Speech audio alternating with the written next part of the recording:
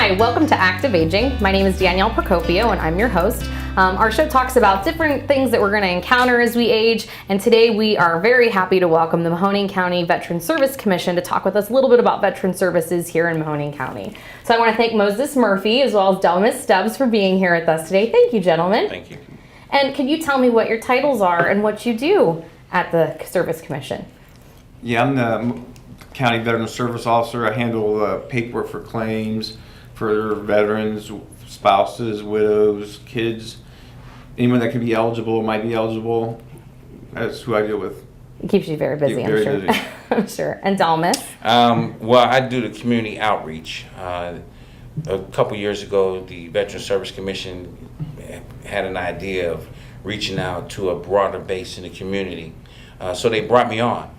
And I think we're working real effectively. So I'm going out there talking to people, you know, in their familiar settings where they're more apt to discuss some of the issues that may be faced with as veterans. And what I do is depending on what service they need, so if they need compensation or claims or stuff like that, you know, I bring them back to the office and take them to a service officer. Or if they just need like community outreach or connection with other agencies, I usually do that.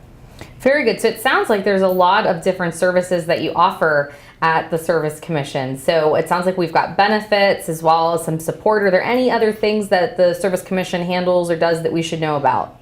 Yeah, we also have a transportation program. Okay. It's a van, a bus. You have to call our office to get a seat because we're limited seating.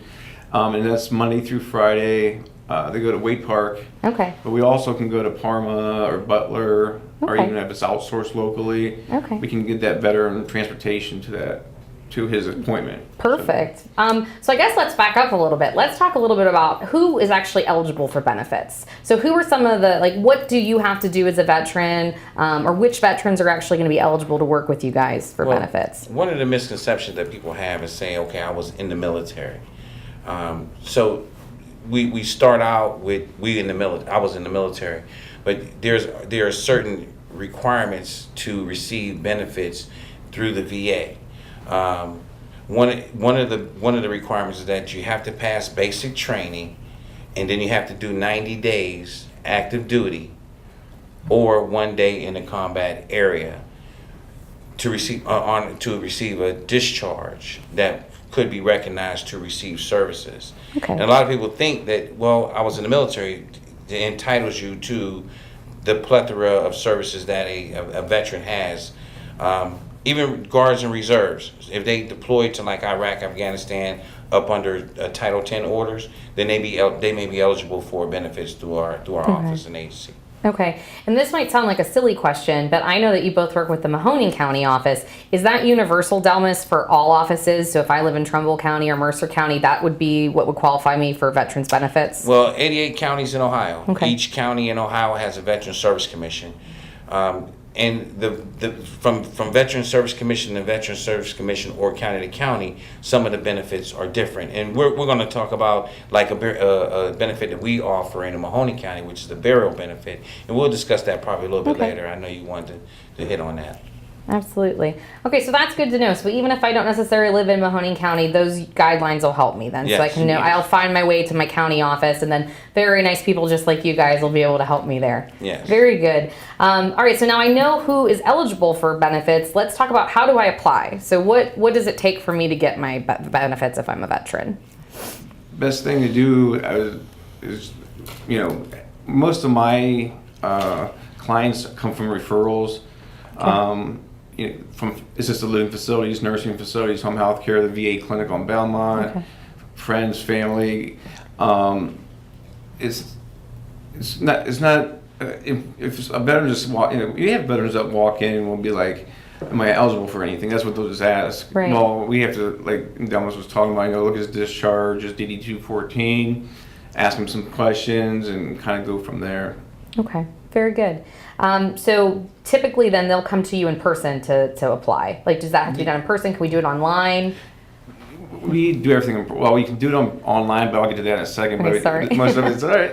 Everything we do is, one-on-one with, like I said, the families, the Okay. veteran. Because a lot of the veterans themselves don't even, they're like, I don't want any benefits because I didn't do this or that, but he was also injured. You still, might be entitled to benefits. So that's Something that they have to consider and look at. yeah. Absolutely. Very good. Okay. When they come in to apply for benefits, is there anything that they should bring with them or have prepared, or what information should we make sure they're aware of? The number one thing is DD 214. Okay. Your separation, your records showing that you separated from service. Okay. Because I don't know how many times I get a handful weekly that don't have that paper, and we have to go out and find it. We can go to Columbus at ODVS, we can go to the recorder's office, and the record center is like the last resort if we can't find it, but that takes time. Okay. But the DD 214 we have to have. Okay. So if I don't keep a copy of it, there is a way to find it and track it down, and you can help me with that. Yeah. So, well, the caveat on that is Yes. that there was a fire back in the records management system back in 1972, I believe Okay. it was. A lot of the records were destroyed. Oh, no. So when I go out and in the community, because that's my job. My job is to let people know, inform them, and I don't want it to make it sound sour or anything. But in the event that a veteran passes away and their family is looking for their discharge for their burial benefits, they should keep them on hand. If you have a box with your insurance papers, your DD Form 214 is just that much important. So, I mean, I advise everybody to take all your documents. If they're in a safety deposit box, put them in there, because a lot of times when we request records from the National Archives, what we get is that, it was burned up in the fire. And so it really becomes very hard to obtain those documents. Okay. And I think you hit on something too that we haven't mentioned yet. Sometimes spouses don't realize they're eligible for benefits if their spouse was a veteran and had served. So it's even more important, I think, in those cases, if you're a surviving spouse, to make sure that you know where that paperwork is and to try to be aware and keep it filed. Indeed. Because I'd imagine it would be even more difficult for a spouse to track that down. Yes. Yeah, and like I said, we try Yeah. to track that down for them, and we've Yeah. got a few other different ways of doing that. So You know all the inside ways. yeah. We got a few. I believe it. Okay, so what are some of the benefits then that we can apply for once we bring you the forms and we've applied and you have confirmed that I have met all the qualifications? What benefits are available? Well, the two VA benefits monetarily are pension benefits and service-connected compensation. Service-connected compensation is the one where you're in service, you blow out your knee, you get medically discharged. Okay. You can get a percentage assigned to your knee, and you get a monetary benefit depending on that percentage. Or if you're a Vietnam veteran who served in country Vietnam, if you have lung cancer, that's a presumptive for Agent Orange exposure. That's Right. a comp claim. So, Okay. so those comps all about disability. It's not based off any income or assets, but the pension is. The pension's based off income, assets, and what you pay medically monthly. So Okay. that's pretty much what I deal with pretty on a daily basis. Is that so? Family, you usually get a call from a family member. I go through all the criteria. Was he a wartime veteran with 90 days of service? Their assets do have to be below 80,000.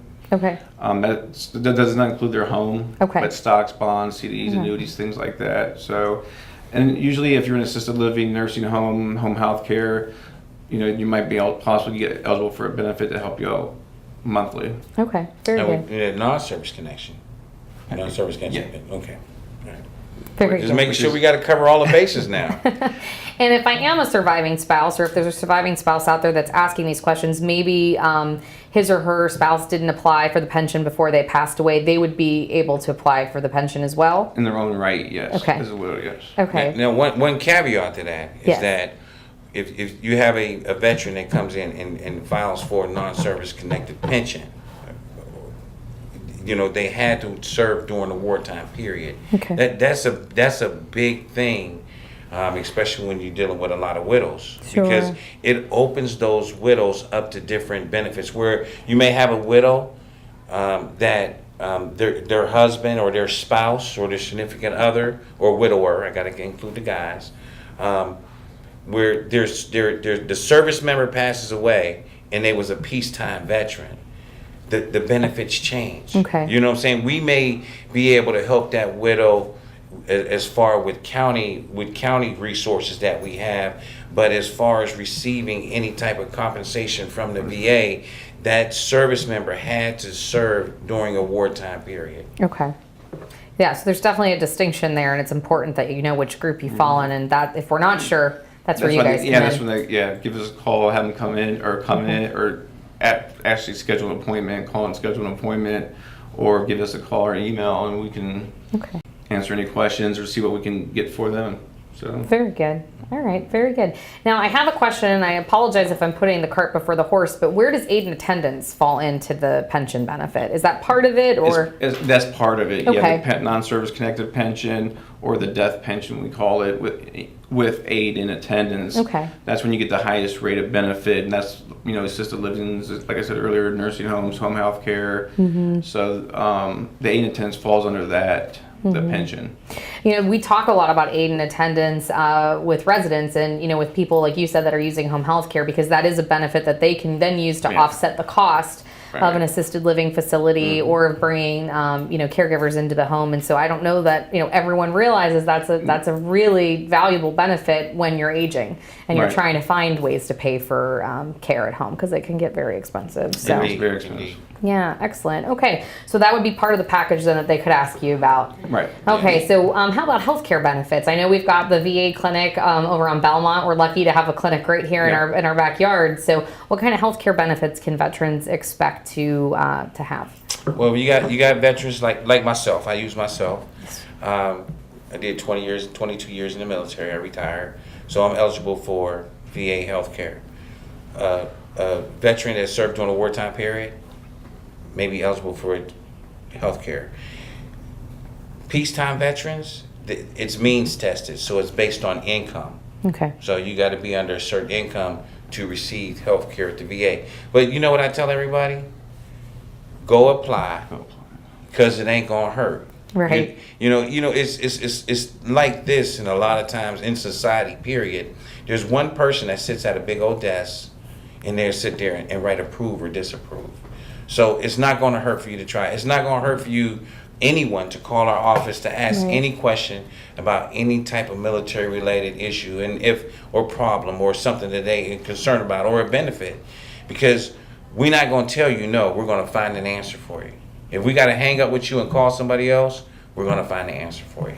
Well, not only are we lucky that you both served our country, and thank you for that, but it's good to know that you're giving answers to everybody too, because that's half the battle sometimes when you're trying to get through through the paperwork and the red tape of any process. So thank you for taking care of our veterans. We appreciate it. We appreciate it.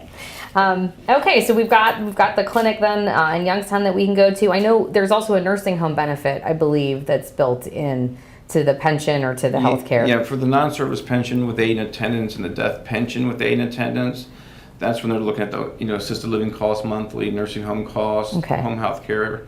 So that all falls into the pension. Together. Yeah. Okay, perfect. But there will be that assistance then too if someone was looking at a nursing home, potentially VA could help cover some of those costs. The state of Ohio has 2 nursing facilities for veterans here in Ohio.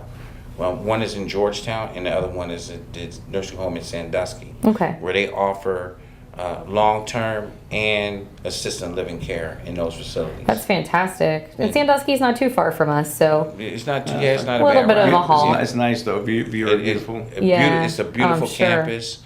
It's pretty much set up like kind of a college campus, really. And, how nice. And the thing about Sandusky is that I've been near Sandusky quite a few times already, is that they empower the residents. So when you walk in there as a visiting family member or another resident, they are the ones that run the store. They are the ones that do the housekeeping. So they empower them to keep their standard of living, because you don't want, a lot of times people just get there and become stagnant. And that's not the goal there. And they are very happy. It's like a happy place. So I enjoy my time there. Very good. And I also believe, does the VA contract with a facility in each county as well to provide a veteran's benefit in the nursing facility? Well, we just happen to have three in. We have 3 in the area. Mahoning County, Trumbull, and Columbiana. Yes. We're just lucky. Lucky, yeah. Well, good. It's good. That's also good. That's in our good. backyard then. So we're very spoiled between the clinic and then we have those 3 facilities to choose from too. Okay, very good. Well, it sounds like we've got a lot of good healthcare benefits that are sitting there. I know Delmas had mentioned the burial, that we have a burial benefit. So do you want to tell me a little bit about that, either of you? So the burial benefit is we pretty much follow the same guidelines with the eligibility.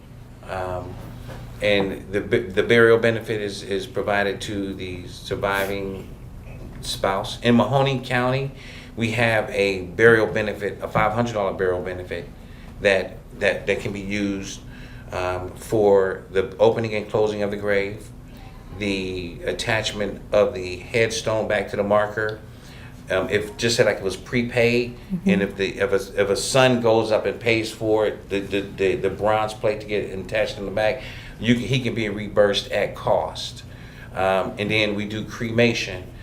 So families have the option whether they receive the $500 or if it goes to the funeral. But if it goes to the funeral home or the cremation services, the bill has to be paid. So we can't say, okay, here go $500 Sure. and you got an outstanding bill over here. So we work with the agencies, the funeral homes, the cremation services, the cemeteries, and the families to make sure, we are all doing a legitimate business, because the monies that are used for the services that Mahoning County provides to its veterans come from meal tax. So we want to make sure that our money, the taxpayers' money, is being spent properly.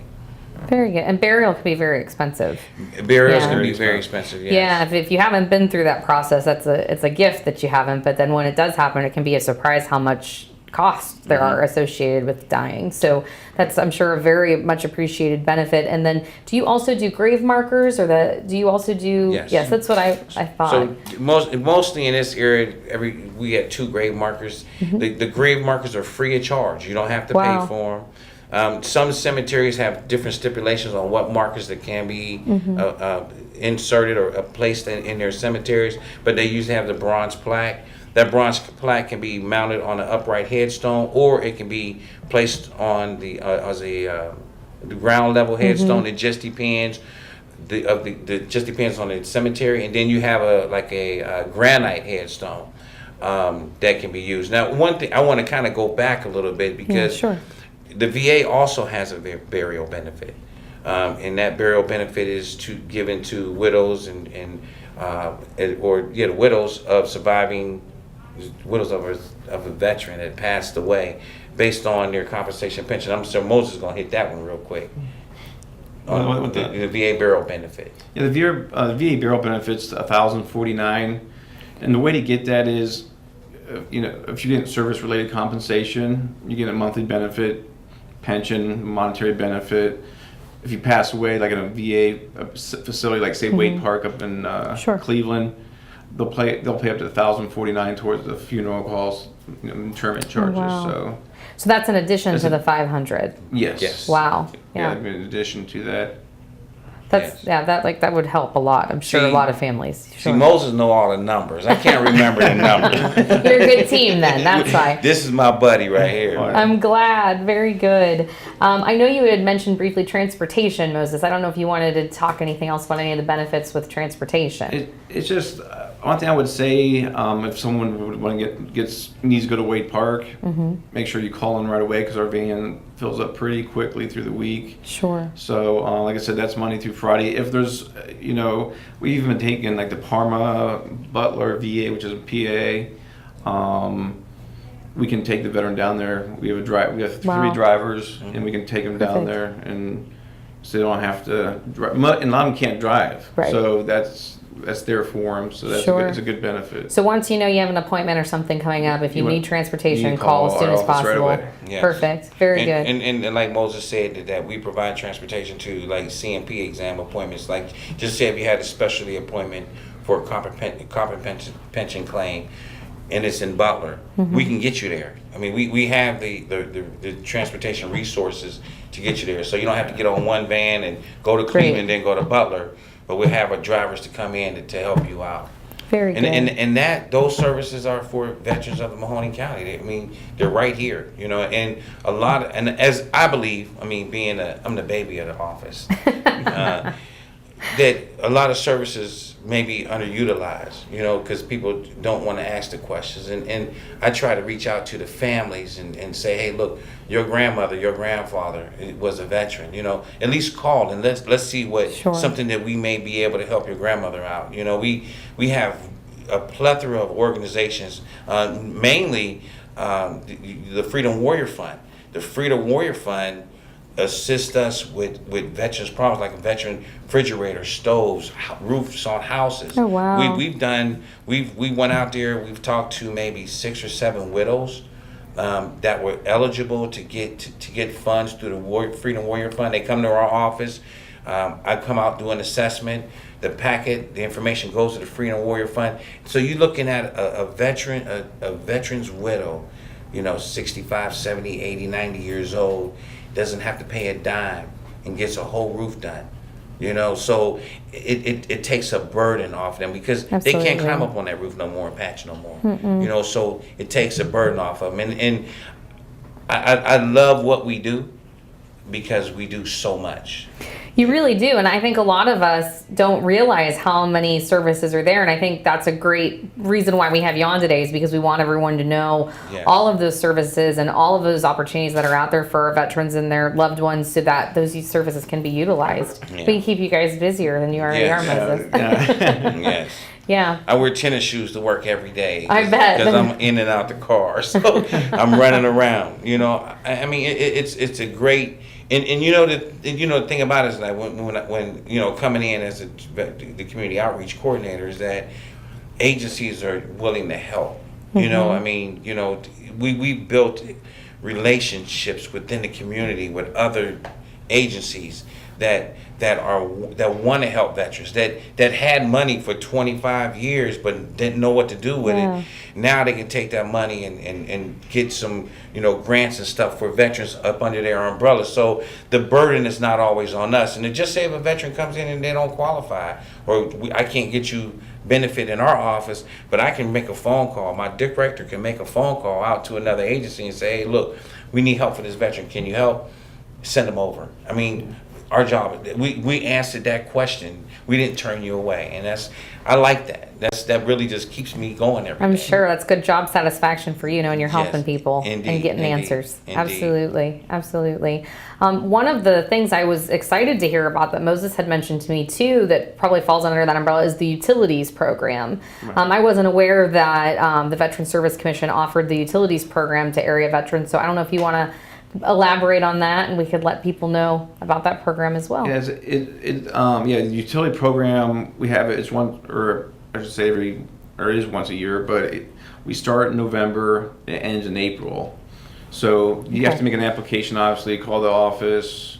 Make sure you have, make sure you have all the proper paperwork when you come in. And if you get, if they get approved, they get their utilities through the winter months paid for. And what utilities will that cover? Electric, gas, and water. Perfect. Okay, I'm sure that would help a lot of people. Yeah, okay, and it does. And that's from Mahoning County. And that's just from Mahoning County. Mahoning County only. Yes. Mahoning County. Yeah. Yes, and if we have our friends in Trumbull or Ashtabula or Columbiana or any of our neighboring Pennsylvania counties, they can check with their county office and they can see if there's a similar program put in place. Excellent.